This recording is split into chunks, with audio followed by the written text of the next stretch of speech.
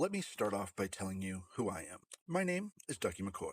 I'm a 42-year-old computer technician, and by computer technician I mean glorified phone operator. I have 4 kids that hate me, an ex-girlfriend who can't stand me, and somehow has become my roommate, a senile father that just moved in with me, and a job that has pushed my suicidal depression to its limit.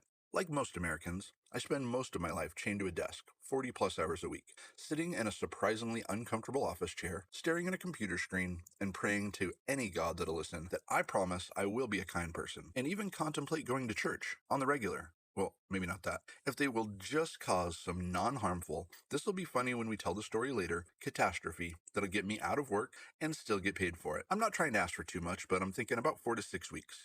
Just enough time to relax and forget about all the people that I hate at work, but not so long that I forget how to do my job. When I say how to do my job, I mean how to slack off and still pretend to work. That way I keep getting a paycheck. I'm sure you feel or have felt the same way before. The only difference for most of us is the company we work for. That company for me is Tango Zinc, or maybe it's Tango's Inc.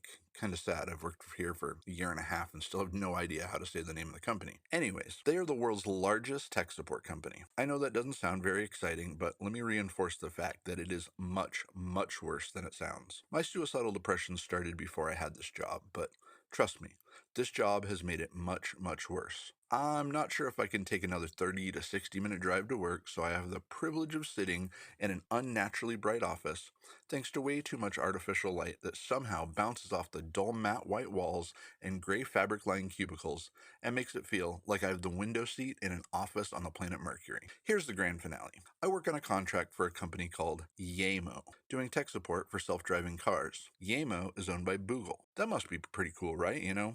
I do have a yourname@boogle.com email address. You have to be an employee to get one of those. All of the perks you would get take a pretty steep dive after the email address. Now, picture your perks, standing on an Olympic high jump and jumping off just a belly flop at the deep end of an empty kiddie pool. This is where I spend a majority of my time. Please kill me.